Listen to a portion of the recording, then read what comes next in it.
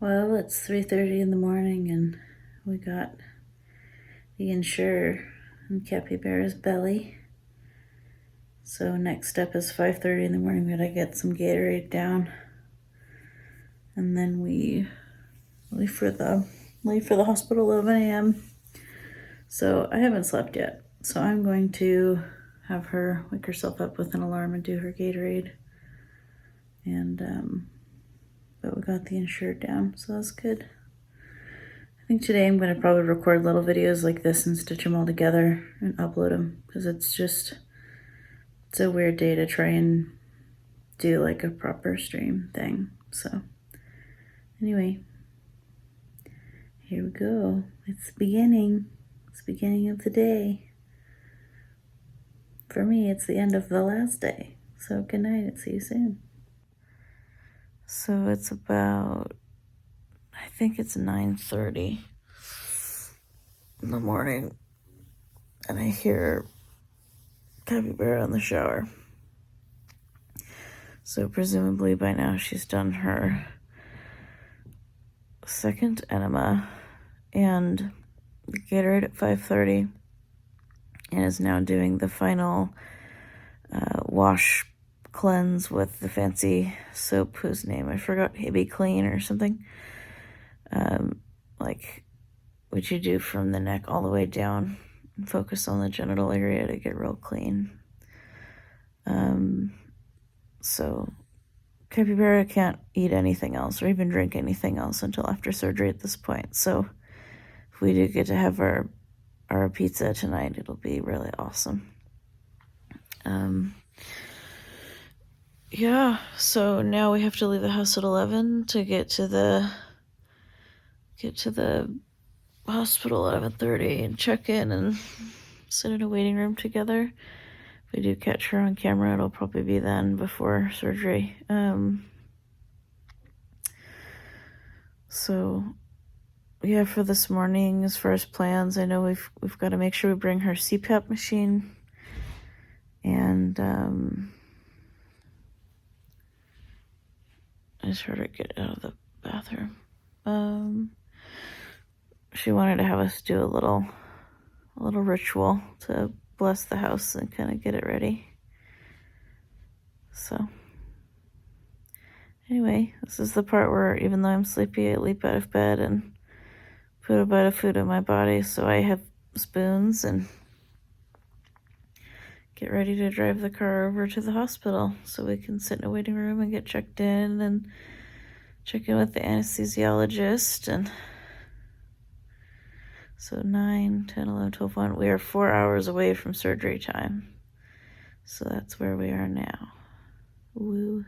Also, the marks on my face are from my CPAP machine. Ooh. It's a good idea.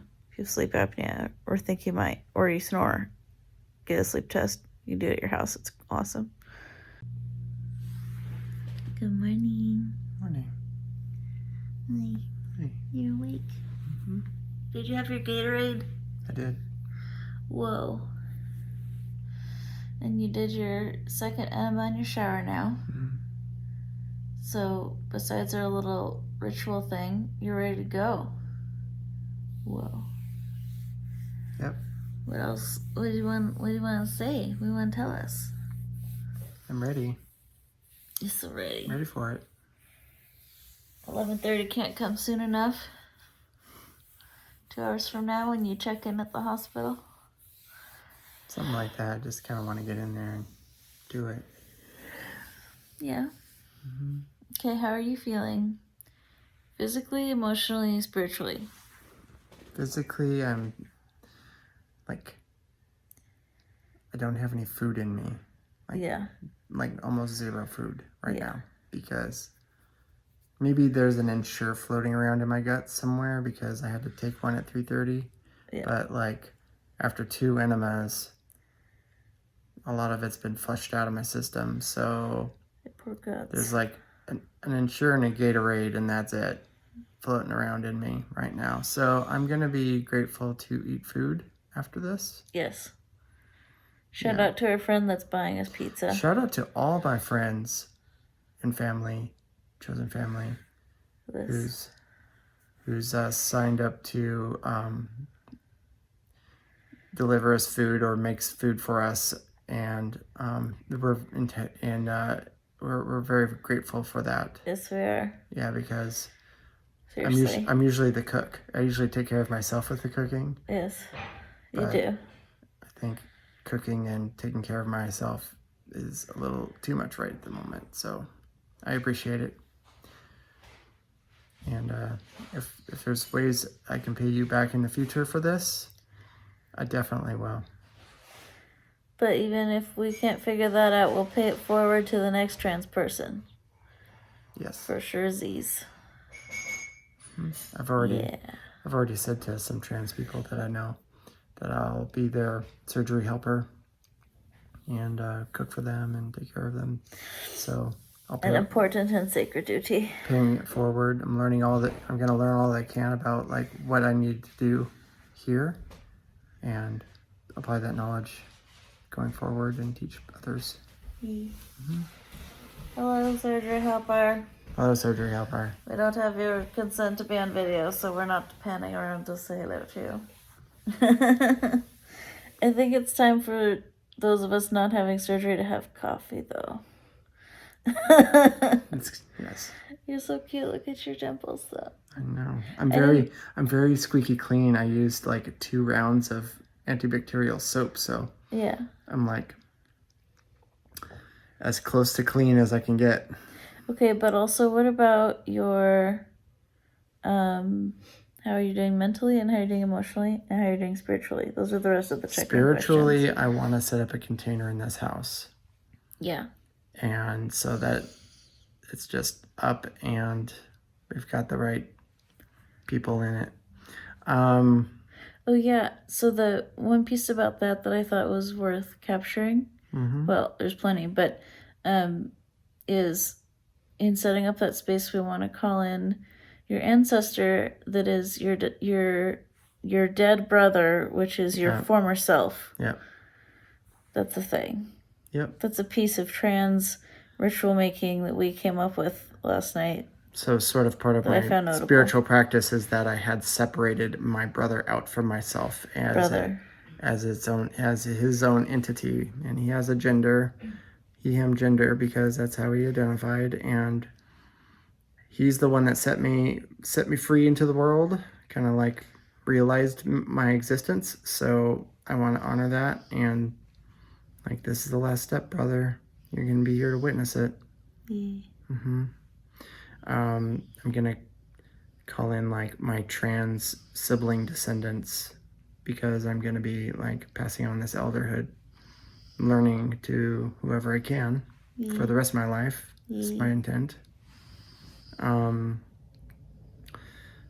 probably gonna call in some trans elders that have come before me, and get their guidance on navigating this, and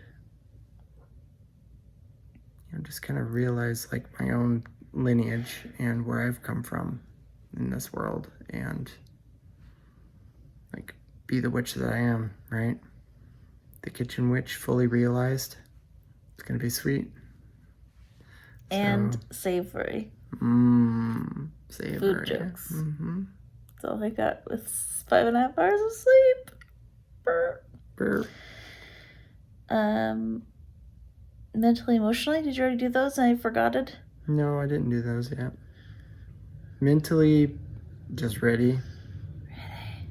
Emotionally, just like ready. It's more just kind of along the same lines. Do it. Get it done. Is there anything you journaled about last night that you want to share for posterity? For random internet people to see.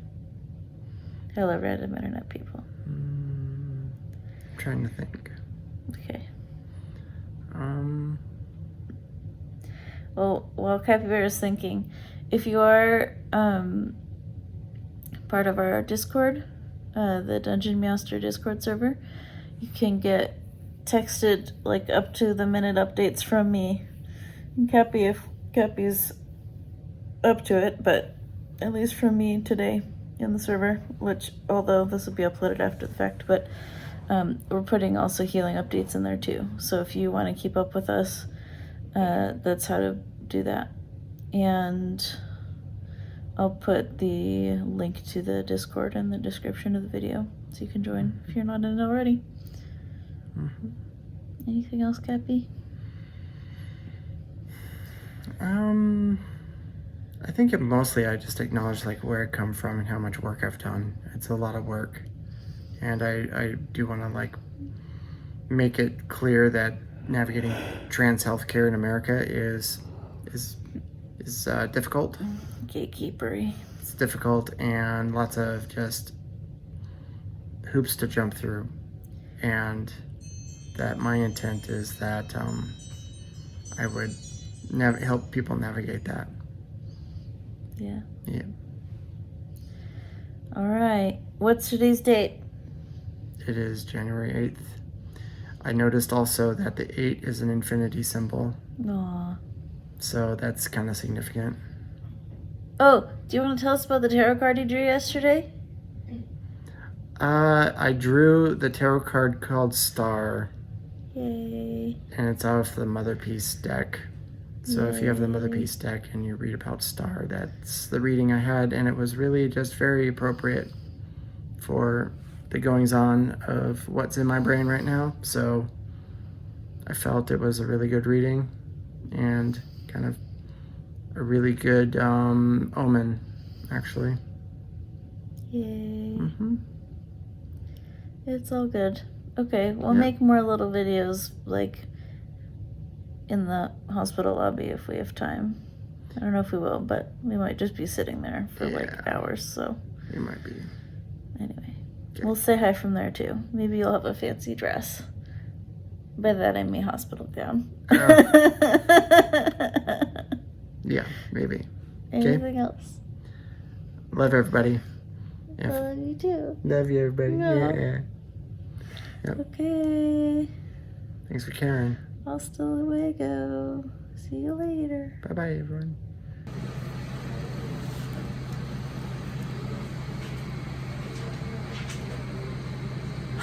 There's 2 videos going. That's fun. Hi, kids. This is your dad. I'm about to go in to surgery, and I'm in the waiting room with all my stuff on. I'm naked under this papery, heated, puffy thing. And I love you too. And be good. And I'll see you on the other side. I'm 100% confident that I'm gonna get out of this alive. So just take care of yourselves and be the awesome people that you are. And I'll see you a little bit later tonight, perhaps, or maybe tomorrow. Look for my text and just talk to Jack if you have questions. Okay? Thanks. Love you. Love you too. Hi. Hello. Hi, everybody. You're about to go back soon. You have a puffy gown thing. I do. It's full of air. It's heated air, so it's like you don't like freeze to death under this papery, airy thing. I've never seen something like that before. Yeah. It's pretty cool. How you feeling? I feel pretty good. Yeah? Yeah. I'm ready for it. Good. Get it off of me! Yeah. I don't remember if we ever said specifically what type of bottom surgery you were having. Do you feel like sharing that? Sure, it's vaginoplasty. It's penile inversion vaginoplasty. So it's kind of the standard bottom surgery. There's a few other kinds, but this is the one I chose. Yeah. Because it's hard to get wrong. There's been so many surgeries done like this that the complications are a lot lower. People know what they're doing when they do it. Cool. We're gonna go now. Hello. Maybe I should take this off for a sec. Hello. I think I was told to mention BMI, which is like related to your height, a ratio involving your height and your weight, and come up with this number. Some surgeons will require you to hit a certain BMI number Sometimes it's 33, sometimes it's 35. You have to ask your surgeon which BMI they want you to be at.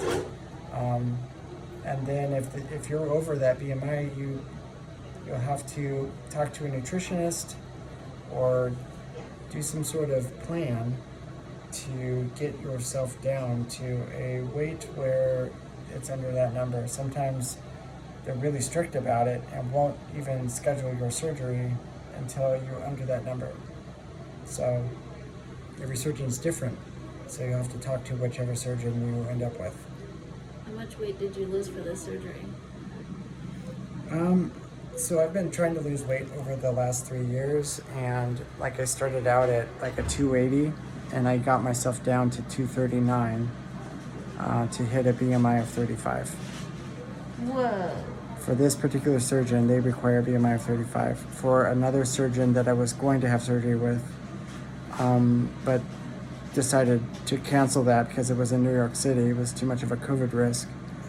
That person asked for a BMI of 33, which I also got myself down to for a short time before surgery was canceled, and then I got depressed and ate a lot of popcorn. And then my weight went back up to 261, and I'm like, oh, I've got to lose weight again for this other surgeon. So my weight's kind of fluctuated up and down, but I'm going to talk to a nutritionist to get it down and have it stay down and have a lifestyle where I don't I don't exist as an overweight person anymore. I'd really like to have that to happen. It's my next pursuit after the surgery is kind of all healed up, is that I need to get my weight down to something that's going to be healthy for me, because I'm 45 years old. I need to be at a weight that's healthy for me to survive until I'm old, so that I can be an elder to people. So that's my goal.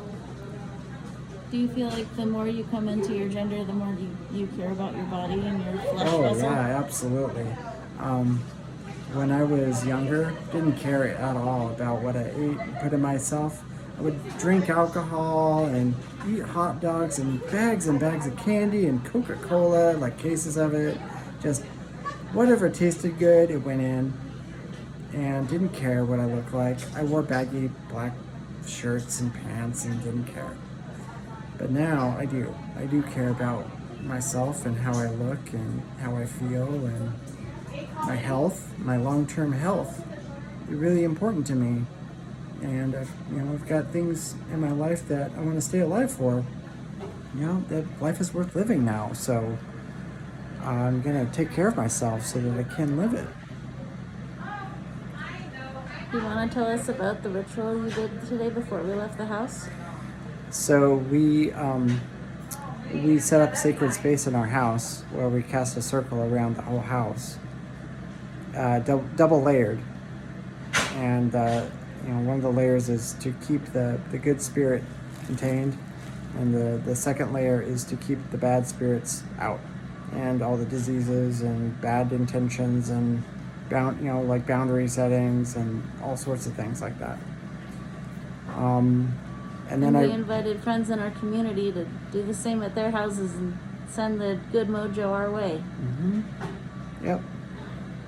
So our container is permeable to other witches, sending our witches and other family members and whoever, sending well wishes to us, so that they can land in our sacred space and be held and be absorbed by us. So ancestors, descendants, star being.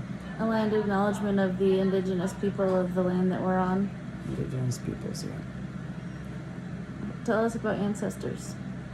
So my an ancestor that I called in was my dead brother, who represented my older self that I had kind of, in previous rituals, kind of separated myself from this entity so that I could live as myself as a female person. So I separated myself from my brother, invited him back in so that he could witness the culmination of all of his work to realize who I am and to put himself to rest, because he had done a lot of work to keep me safe and to survive that long, to bring me into existence. descendants? The descendants I called in were my trans youth, and anyone that I may be an elder to, or can be a mentor to, or can lend advice in any sort of way, because they need some energy to move through their authenticity and to move through their realization of themselves. And I would like to help whoever is going through that journey to do that. If a young trans person wants to reach out to you, how can they get a hold of you? You can go to Dungeon Meowster's Discord server and DM me at TransCapybara. Do you have a Twitter? I think I have a TransCapybara Twitter also, like at TransCapybara. I think is my Twitter. You check Discord more than Twitter. Yeah, probably. What about Starbeam? Starbeam. Your tarot card. So Starbeam we called in because she's the she, they, it's kind of a genderless entity. Creation of the universe represents the universe and all of its energy, as like being thankful for the energy that I hold and the existence that I'm living, and so that I can live a more full existence. We got it.